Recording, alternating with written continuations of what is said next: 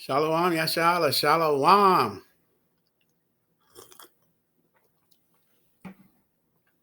Hope everybody's doing most high blessed. Yashala coming out another episode of Bringing Out the Precepts and History. This new series that I'm doing and bringing out this history of our people. First and foremost, I want to give all praise and glory to Abanawa Yahweh, Ba'Shem Mashiach Yahweh Shai, Ba'Shem Rekar Kadash. Two fathers' name, deliver and save his name in ancient Paleo Hebrew, Lashawan Kodash. And first and foremost, I want to also apologize for the audio on my last video. I guess it's just part of the affliction here. If it's not being afflicted with the actual video, it's the audio. But the truth is going to come out no matter what. All praise and glory to the Most High. We're going to talk about the Indigenous Americans. The Indigenous Americans. Okay, as you see on the screen. And Salaki on some of the pronunciations, or I'm not the greatest reader, but I'm going to bring it out through Hamashiach Yahweh Shai, who strengthens me. Okay, so here let's start off with some of the tribes, the Wichita, the Yamanzi, the Cherokee, the Blackfoot, the Paraquat, the Mohegan, and all indigenous peoples of America. Okay, let's get into it. In 1993, the United Nations Center for Human Rights recognized the Wichita de Dagdanmanya Mer Empire as the oldest indigenous group of people on Earth. The registered project number 215/93 ensued.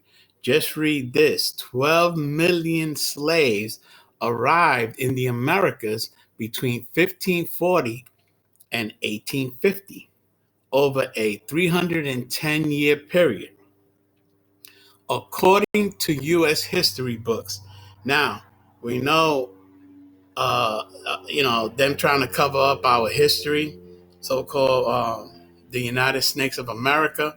This is all their information that I'm bringing out through the Spirit of the Most High. I just want to make that as a defining point. This is their information. Okay, let's continue. If you look at the following facts of published material, we are living under another ideological part of American revisionist history. Also, the following undermines the whole breadth and depth of what is written in American history books. By using simple calculations, the following information can be ascertained. Salakia. Okay, let's get into number one.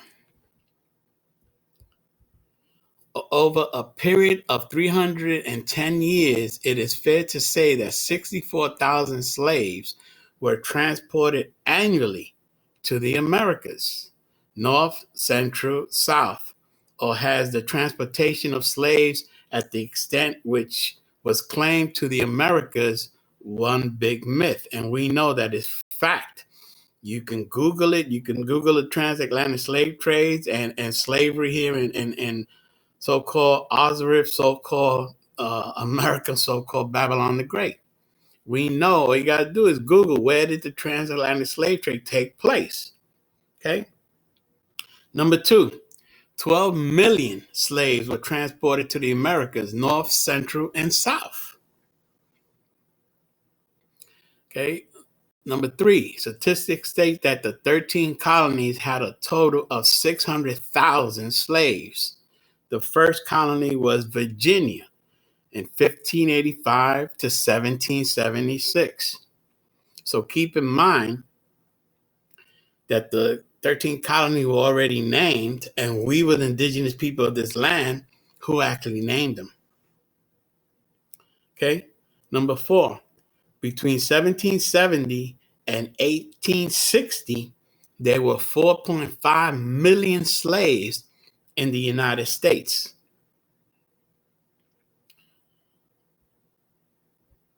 Okay, number five, the largest seagoing vessel carried 400 slaves, but not all of the ships were that large. Okay, the largest sea-going vessel carried 400 slaves, but not all the ships were that large. Number 6, the time of passage was 3 to 4 months.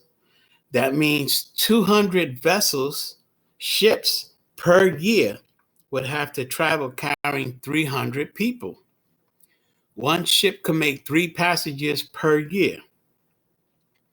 The transatlantic slave trade database lets you know that these devils keeping track. Obviously, they kept track of everything they were doing. Say that they were 1,100 to 1,400 voyages made over that 300-year period.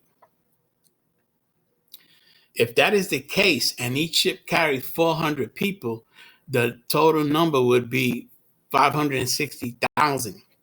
They say Africans here, but we know that they're Israelites. We know that the Hamites sold the Israelites to the enemies of the Most High. We all know that.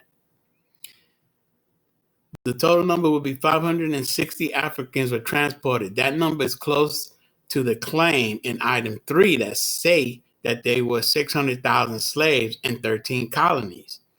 The chart shows 500,000, but that is still does not add up. Okay, let's go to verse number 7. Because of the way humans were tightly packed in one half of them died en route. I'm going to read it again. Number 7.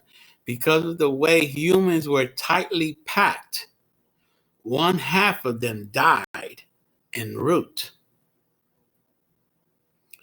Okay. Number 8.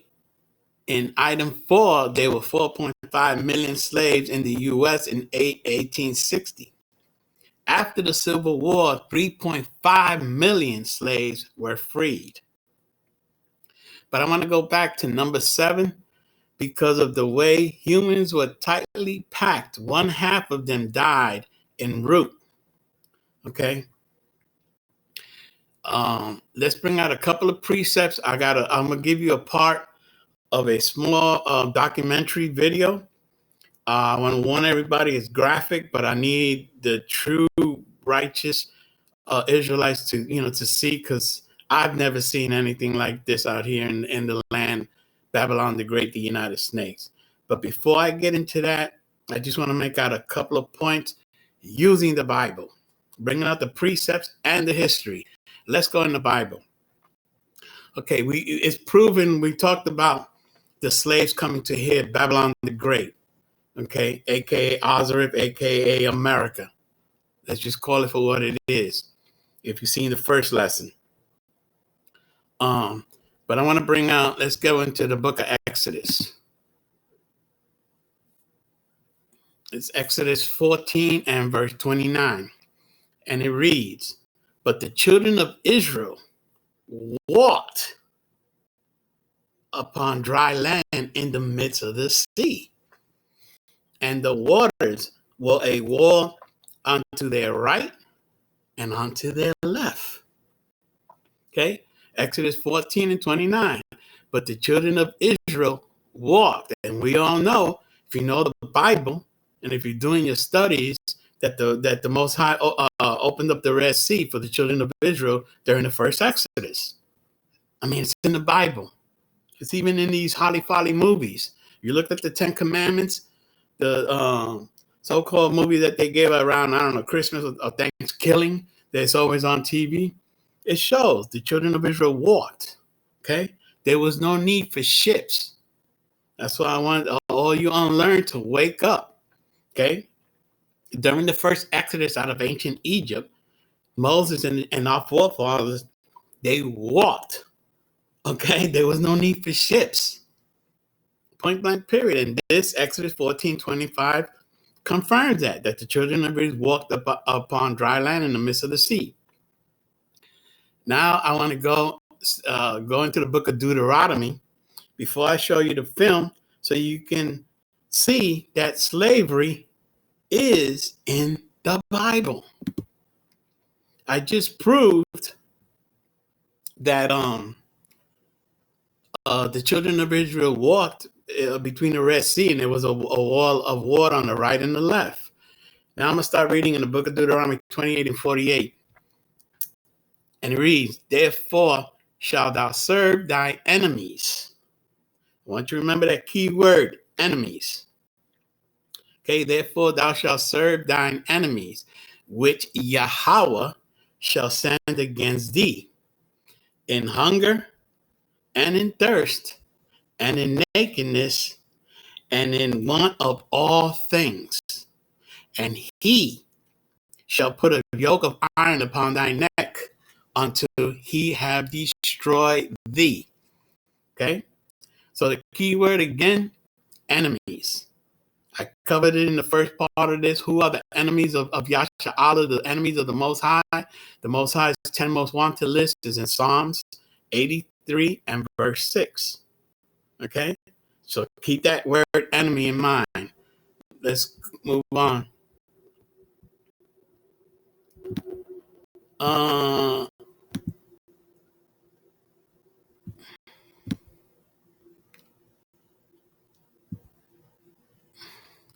Okay, this is Deuteronomy 28 and 49. And it reads, Yahweh shall bring a nation against thee from far, from the ends of the earth, as swift as the eagle flieth, a nation whose tongue thou shalt not understand.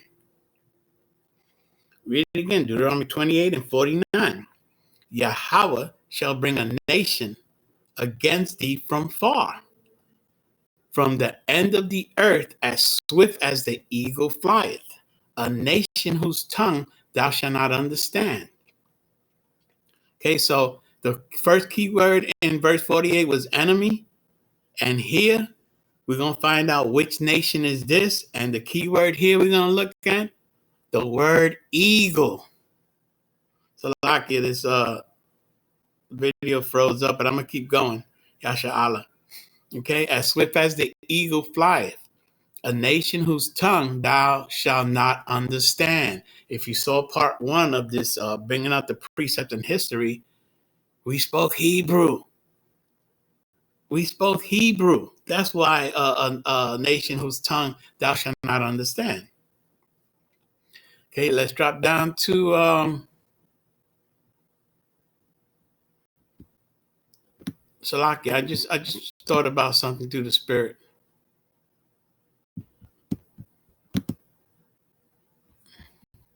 Let's go back to 48 for a second. Deuteronomy 20 and 48. It talks about thou shalt serve thy enemies, which Yahweh shall bring against thee in hunger. We all know when we want to go buy food, where do we go? Esau's stores. In thirst.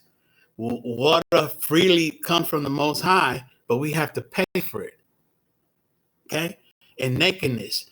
None of us own textile companies to make our own clothing. Where do we go? To Esau's stores and Esau's world. Point blank period. That's why I wanted to make this point. And in want of all things. In want of all things. You want to go to school? You either got to take out a student loan. You want to open up a business? You got to get business insurance. If you want to drive a car, you need to get insurance. You need to take a road test, a written test. I mean, of anything that you want here in Babylon the Great. So it just proves who this nation is. And we're going to go more in depth into it. Let's go to slavery in the Bible. Let's go straight to verse 68.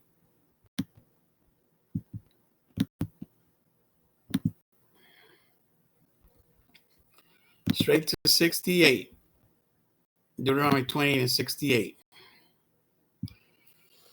And it reads, and Yahweh shall bring thee into Egypt again. Egypt being a synonymous for bondage, a place of bondage. And you find that in the book of Exodus. Exodus 20 and verse 2. Okay?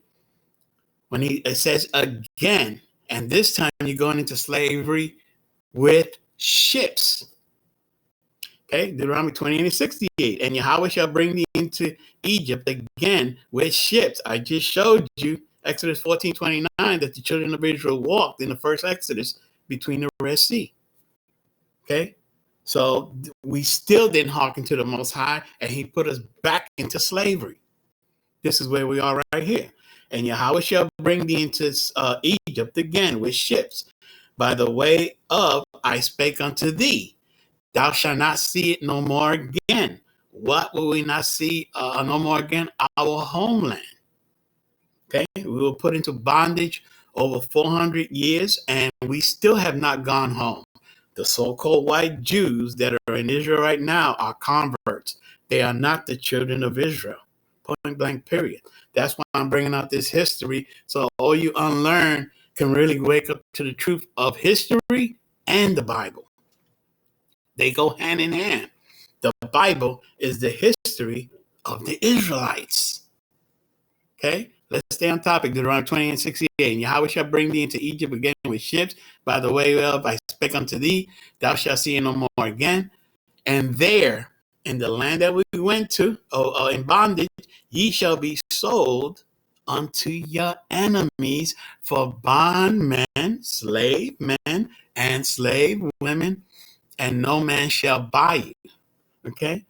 Thou shalt see it no more again, and there, in that land, that nation, you should be sold to your enemies. Keyword again, enemies. The Most High is not friends of these nations that put his people into bondage and slavery. Mind you, even though we know that the Most High put us into bondage, you understand? But he didn't. They took it to another level. Okay, and that's why they're going to be judged. If you saw the first episode, I brought out Genesis 15:3, and in the New Testament, Acts 7:6.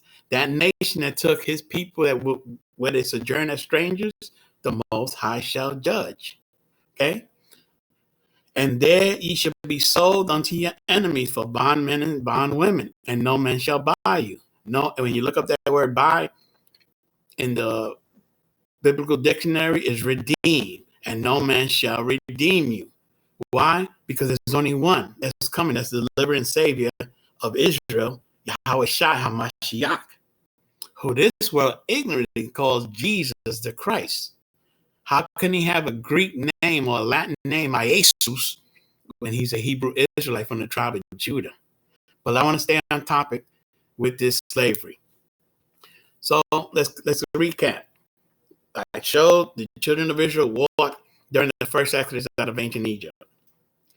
I show here in Deuteronomy that we're going to serve our enemies in hunger, in thirst, and all things. Okay, I showed here that the Most High's people were going to be put back into slavery, and this time it's going to be ships. Okay, and there, where in the land that they send you, you should be sold unto your enemies for slave men and slave women, and no man shall buy you, no man shall redeem you. That's why we're the only ones on this whole planet that needs a deliverer, a savior. These other nations don't need a savior. They're on the top. We're all on the bottom. Okay? So proving that slavery, and I told you a key word, eagle. Well, let's find out who this eagles. Let's find out the eagles. Bring out a couple more precepts about them. This is Jeremiah 49:22, and it reads, behold, he shall come up and fly as the eagle, and spread his wings over Basra. And that day shall the heart of the mighty men of Edom be as the heart of a woman in her pangs. Okay? That's Jeremiah 49:22. Let's drop down to Obadiah 1:4. Though thou exalt thyself as the eagle, and thou hast set thy nest amongst the stars, thine Salaki thence will I bring down, saith Yahweh. Okay, so we see in Jeremiah 49 the mighty men of Edom. Okay, and we know Edom are the children of their forefathers Esau. Okay, but here we see who this nation is, and you see the signs here: the eagles and seals. Holy Roman Empire, 962. The eagles, the corn. I mean, you just take a look at it. Paris, France, in 1250. The eagles, all the way through, and you finish off here with the second one from the last is the Great Seal of America, redesigned in 1777, first used in 1782. Then you got the modern day current President USA, first used in 1880 and is redesigned in 1945. Okay, so the keyword eagle, it tells you who is the enemy of the Most High, where the transatlantic slave trade took place. The people of the Most High, the indigenous people here, we are the true biblical Israelites of the Bible. That's the whole purpose of bringing up this history. Okay. There's another one right here, and it shows Edom. You see, this is Malachi 1 and 4, and it reads, "Whereas Edom saith, we are impoverished, but we will return and build the desolate places. Thus saith Yahweh of hosts, they shall build, but I will throw down." You listen to that? They shall build, but I will throw down. You know the Most High is a black man. Talking about throwing down. "And they shall call them the border of wickedness, the people against whom Yahweh has indignation forever." And you see these pictures on here in the bottom of this, you see the high places. Why do you think they're skyscrapers from the East Coast all the way to the West Coast? Because that's Esau, as you see. They lived in the mountains. You know, that's why they call them the Caucasus Mountains of South Russia. There you go. But see, now we're talking, who are we sold to? The enemies. And here we find out Edom. Who is Edom? Who's Esau? They're running this earth right now. They're the people in power. Your so-called elites, you know, your so-called, they call themselves Illuminatis, but we're the illuminate ones. Because this earth is in darkness. We are the light. Okay? Point blank, period. But it just shows you who the enemies are. Again, Psalms 83, verse 6, the 10 most wanted of the Most High, and the number one culprit, if you've seen the lesson, the children of Edom. Okay? Let me just let everybody focus on these eagle signs and put it in your head. There's nothing new under the sun. What has been in the past is still here. These are the same modern day Roman soldiers that came and took our king and crucified him for no reason at all. For none. They had no reason. Okay? But let's stay on topic. So we covered slavery in the Bible. Deuteronomy 28:68, that we're going to be back into slavery on ships. And in the land we go to, we're going to be sold for slave men and slave women. That's what this whole topic is about, the indigenous people of the Americas. Okay? It mentioned the mighty men of Edom. Talks about all the, what the eagle represent from the ancient times to modern day times. It tells you who it is. Who's running this earth right now? Like the Bible calls him the hammer of the earth. Who has the most, the so-called biggest military? Where is Wall Street? Where is the stock market?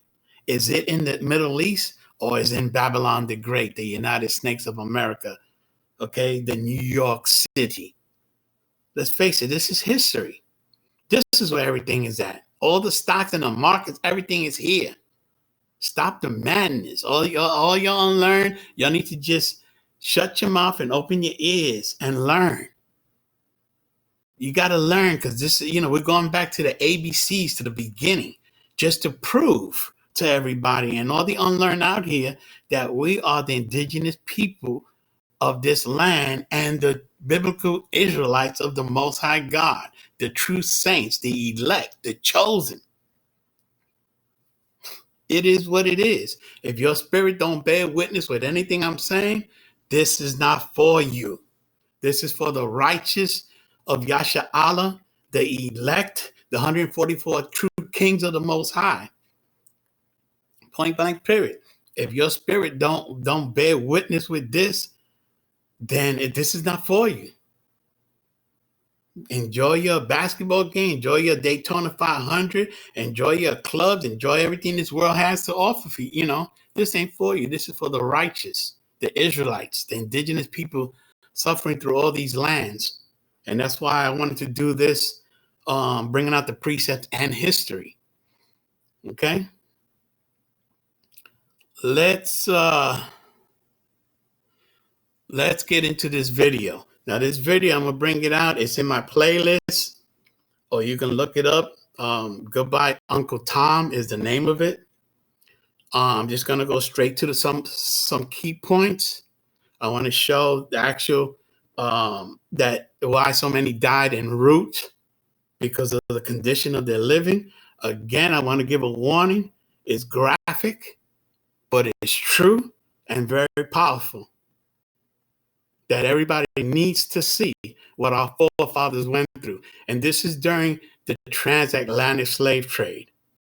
But we're going to talk more about the Northern Kingdom and Columbus as this lesson goes on. Because in 1492, we were put into bondage. We were put into slavery. Okay, before the Southern Kingdom of Israel. Okay, again, graphic video. Very powerful, and I want to share it with you biblical Israelites.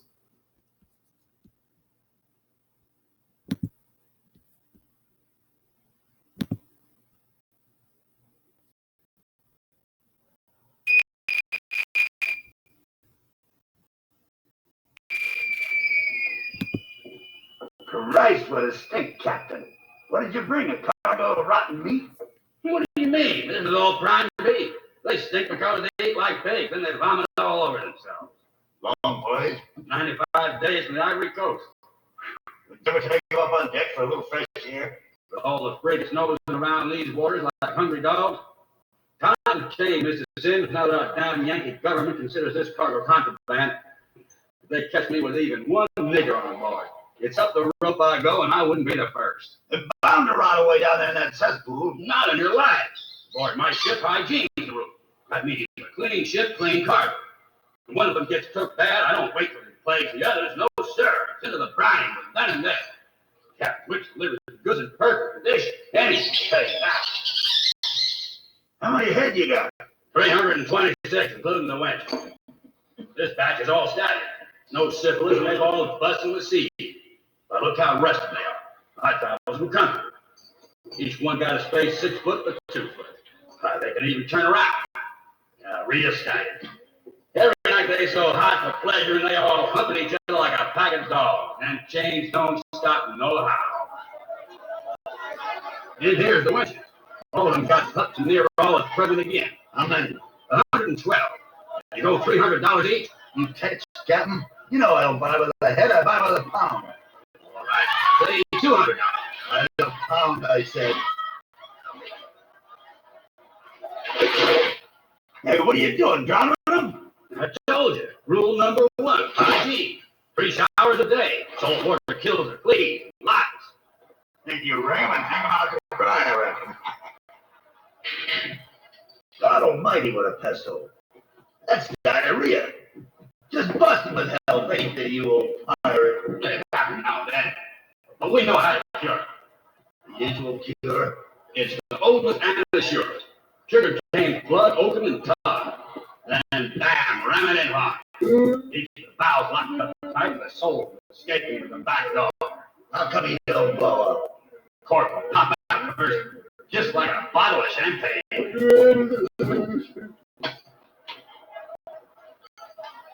Hey, what's that slop? Well, that's molasses and beef grease. Niggas goes crazy for it. I have to trust them and feed them a little at a time. They do themselves. Looking at him, you wouldn't think so. Right one. He's taken into his head and starved himself to death. A real pitiful case. Hey, Doc, chisel, hammer, and funnel. Go ahead and search him.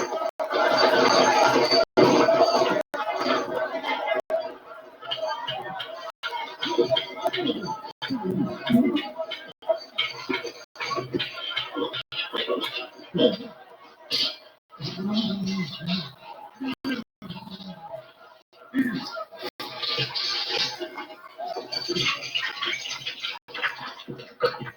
right, let's say $150 a head. You just making wind again. By the pound, I said. The whole cargo, $1 a pound. $2.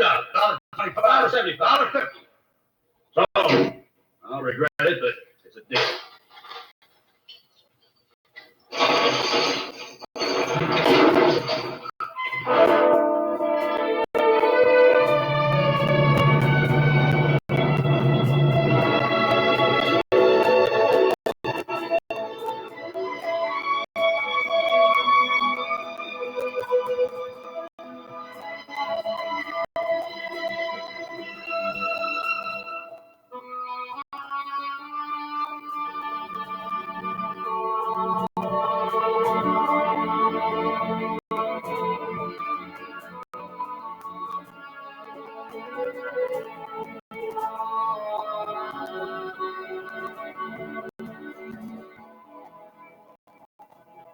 Well, nothing else to show you.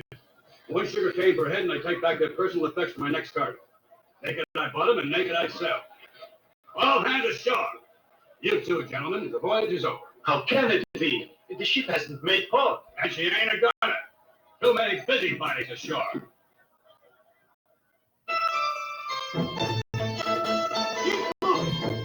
Alright, man. Come on. Keep moving. Watch how you swing that hammer. Watch it. Alright, come on then. Keep moving. Watch how you swing that hammer, you black bastard. That's it. Keep moving. And watch where you go. You black bastard, come on. You bastard, come on. Give me that check. Keep moving, Hey, Pluto, come here. Pluto, come over here right now. Come here, I said.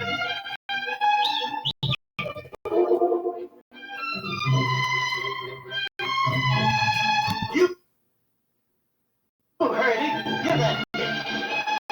Damn you.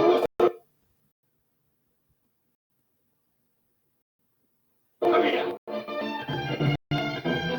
I'll teach you to jump with your master's speech.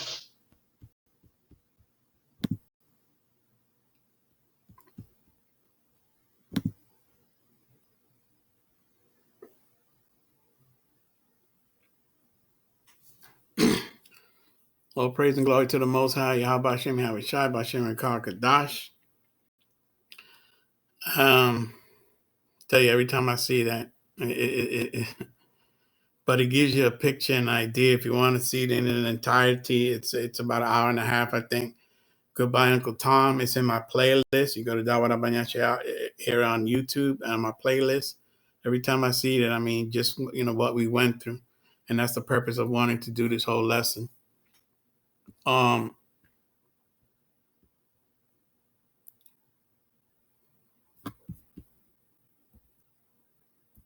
Let's continue. Just gonna skim through some information because there's so much. Okay, back to the history. Asha'ala, after 20 years, the Royal Adventurer, with it 15 ships, had transported between 90,000 and 100,000 slaves. That is a long way from 12 million slaves who were supposedly brought to the Americas. That is a lot of slaves not accounted for. Talakia.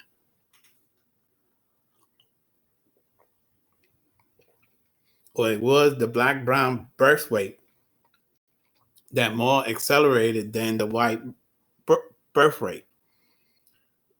The calculated median of 12 million divided by 400 people, the largest slave vessel that comes out to 30,000 trips. Records exist for 35,000 voyage. I mean, they kept track, obviously, because we read that there was a transatlantic slave database. So they have these records. Statistics state that 0.5% or half of 1% of all the indigenous people of North and Central America are in existence as a result of Christopher Columbus and his European travels conquest. 95% were massacred by Columbus and his European crew shortly after 1492.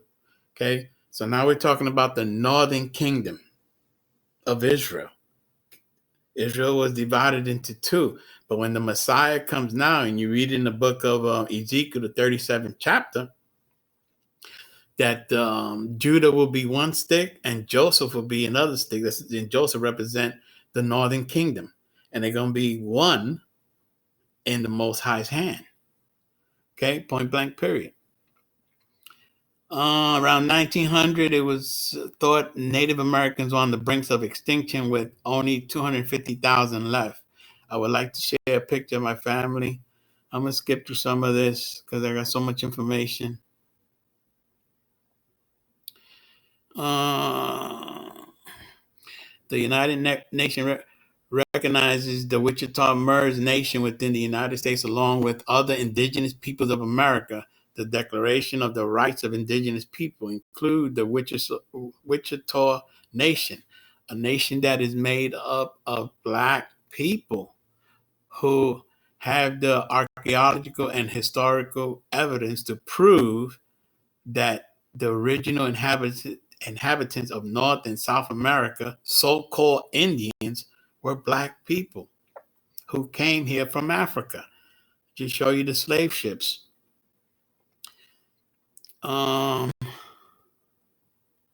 There's just so much information here.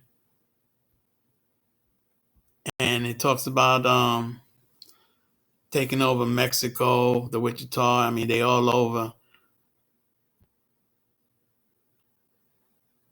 And just like I said in the first part of this series, to bring out the precepts and the history, if you want to get anything from any information from here, you can email me, dawarabanyashala@gmail.com, Israelites2016@gmail.com, and I'll be happy to forward any information that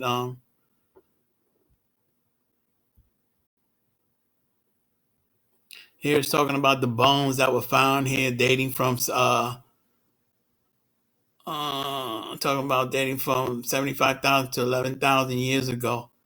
Were not abnormal, but supports hypothesis that the two distinct populations colonized the Americas: the skull of the Native American and Northern Asian.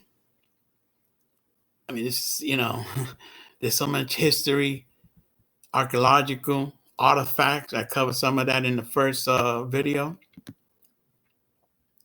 The skull belonging to the earliest known South Americans, the Paleo Indians. So see, it proves they spoke ancient Paleo Hebrew.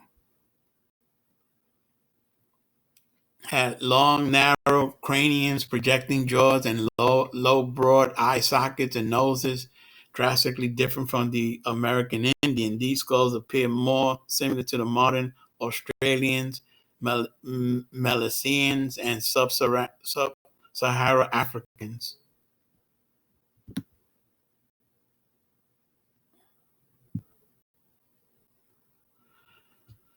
Over 200,000 ancient pyramids and huge mounds of the earth in the shape of cones, animals of dramatic designs, can still be found from the southern coast of America to Canada. These structures were built by the people known as the Mound Builders. They were dark-skinned, woolly-haired Blacks who were indigenous, native to North America, and king to the Olmecs of South America. So much information on here, and these are, again, this is the oppressors, this is their writing, and we're going to get into some of the writings of so-called Christopher killing Columbus, as I call him, because he's a goddamn devil.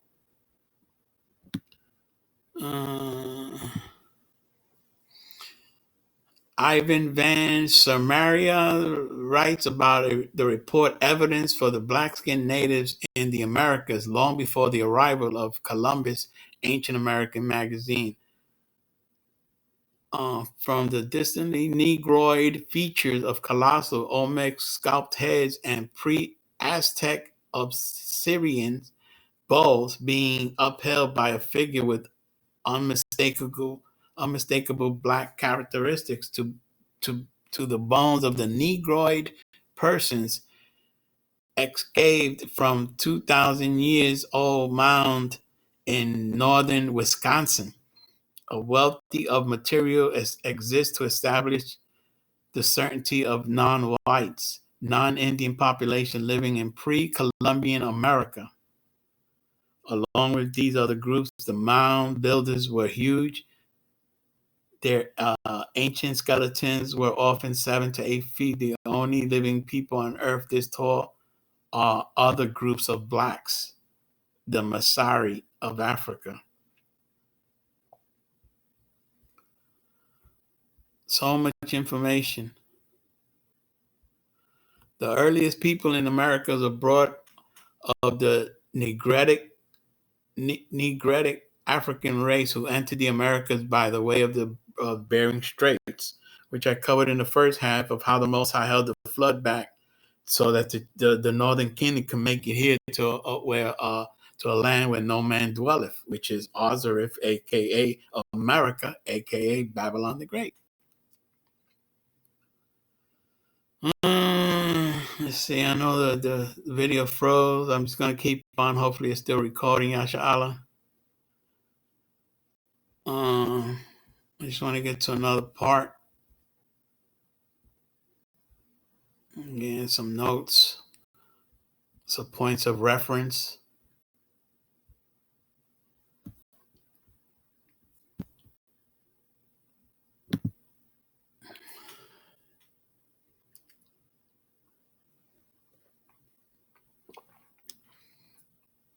The beginnings of the native genocide.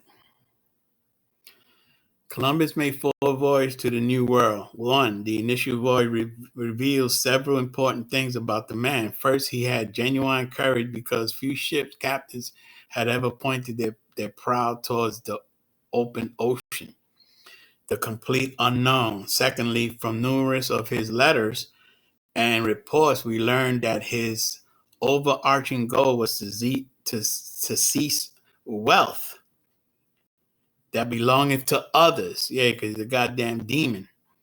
Even his own men, by whatever means necessary. Even his own men, by whatever means necessary. I'm telling you, he's a demon. Goddamn demon. Columbus' Spanish royal sponsors, Ferdinand and Isabella, had promised a lifetime pension to the first man who sighted land. A few hours before midnight on October 12, 1492, Juan Rodriguez Bermero, a lookout on the Pinta, cried out in the bright moonlight he had spied land ahead. Most likely, Bermero was seeing the white beaches of Waitling Island in the Bahamas. As they waited impatiently for dawn, Columbus let it be known that he had spotted land several hours before Bermuda. According to Columbus' journal of that voyage, his ships were at the time traveling 10 miles per hour. To have spotted land several hours before Bermuda, Columbus would have to see more than 30 miles over the horizon, a physical impossibility. Nevertheless, Columbus took the lifetime pension for himself, again, because he's a deceiver. That's all the devil means, deceiver. He's a goddamn deceiver. Columbus installed himself as the governor of the Caribbean islands. Check that out. Columbus installed himself as the governor of the Caribbean islands, with headquarters on Hispaniola, the large island now shared by Haiti and the Dominican Republic. And we know they are Israelites. That's the tribe of Levi and the tribe of Simeon, so-called Dominicans. They're Simeon. Levites are the Haitians. Okay? The islands that are out there, they are the true biblical Israelites of the Most High God, the true children of the Bible, the chosen, the elect. The woman referred to in some parts of the Bible is talking about Israel. The bride, Israel's the bride. Yahweh Shai HaMashiach is the bridegroom. That's why when you read Matthew the 22nd chapter, it talks about bidden to the marriage. He's coming to get his bride, the children of Israel. But back to this lesson, because these are my people that he's talking. I'm a so-called Puerto Rican Ephraimite from the seed of Joseph, the tribe of Ephraim. Check this out.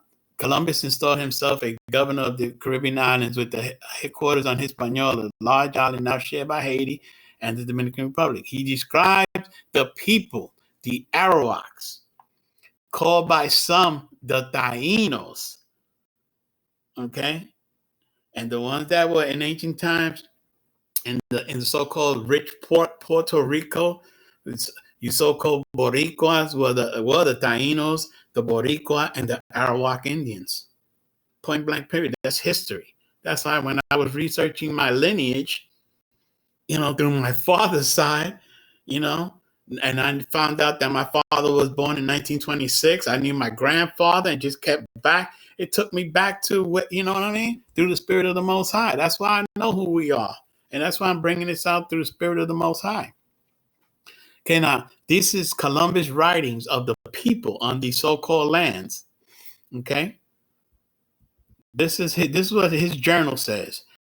And it reads, the people of this island and of all the other islands which I have found and seen or have not seen, all go naked, men and women as their mothers bore them, except that some women cover one place only with a leaf of a plant or with a net of cotton, which they make for that purpose.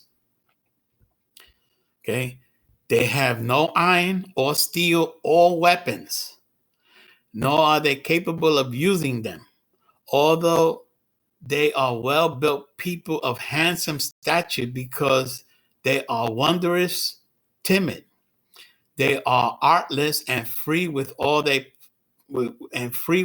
possess, that no one might believe it without having seen it. Of everything they have, if you ask them for it, they never say no. Read it again. A God-loving people, the true people of the Most High. The true people of anything they have, or if you ask them for it, they never say no. Rather, they invite the person to share it and show as much love as if they were giving their hearts. And whether the things be of value or of small price at once, they are content with whatever little things of whatever kind may be given to them. Again, this is Christopher killing Columbus. Here's what he wrote about the Caribbean people. And that's why we are God-loving people, the children of Israel. Okay? It is what it is. The Bible says he doesn't give us the spirit of fear, but of power and of love. Okay? Point blank period. The Most High loves. That's why he's calling us back to our land. And from all this oppression that we've been suffering through all these years on these videos and all this that I'm talking about. Let's continue. Add a note. And ominous foreshadowing the horrors to come, Columbus also wrote in his journal. Look what this devil said. I could conquer the whole of them with 50 men and govern them as I please. You see, a loving nation, and it is what it is. I could conquer the whole of them with 50 men and govern them as I please. After Columbus had surveyed the Caribbean region, he returned to Spain to prepare his invasion of the Americas. From accounts of his second voyage, we can begin to understand what the New World represented to Columbus and his men. It offered them life without limits, unbridled freedom.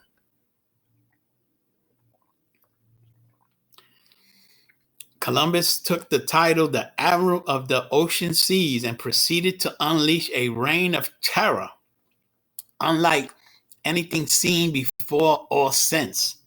When he was finished, 8 million Arawak, virtually the entire native population of Hispaniola, had been exterminated by torture, murder, forced labor, starvation, disease, and despair.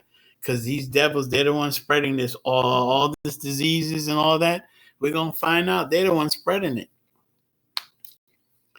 Okay? Let's continue. A Spanish missionary, Bartolomé de la Casa, described firsthand how the Spaniards terrorized the natives. La Casa gives numerous eyewitness accounts of repeated mass murder and routine sadistic torture. As Barry Lopez had accurately summarized it, one day in the front of La Casas, the Spaniard dismembered, beheaded, or raped 3,000 people. The Spanish cut off the legs of children who ran from them. They poured people full of boiling soap. They made bets as to who and with one sweep of his sword could cut a person in half. They loosened dogs that devoured an Indian like a hog at first sight in less than a moment when they nursed infants for dog food. Goddamn devil. But that's why this place is going to be judged. All praise and glory to the Most High God who's bringing judgment to this land. What you reap, you will sow.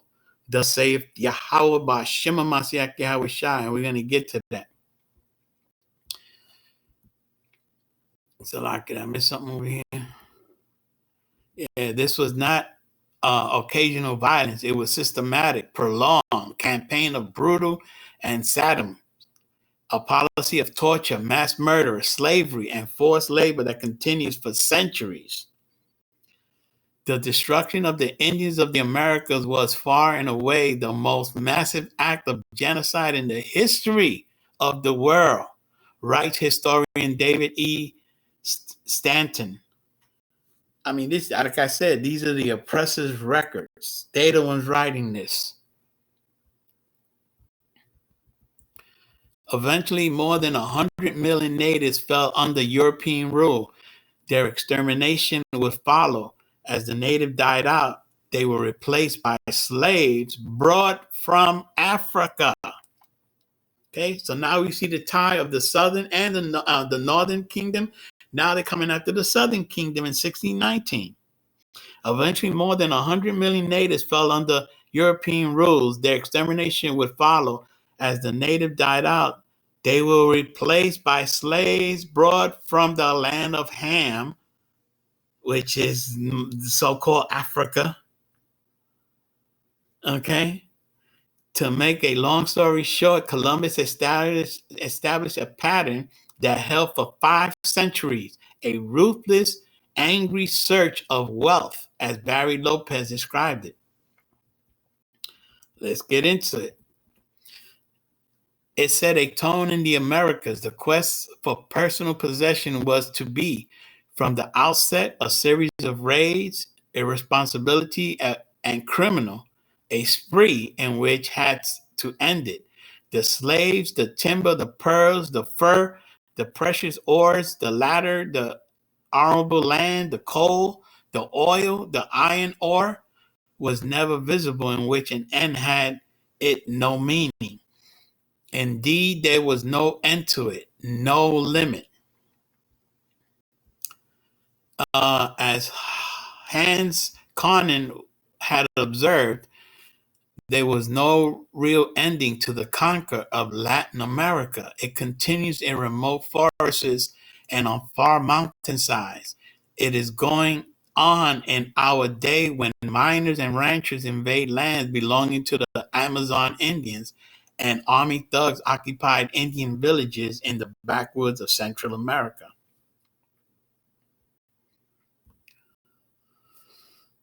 In the 1980s, under President Reagan and George Bush, the U.S. government knowingly gave aid to genocidal campaigns that murdered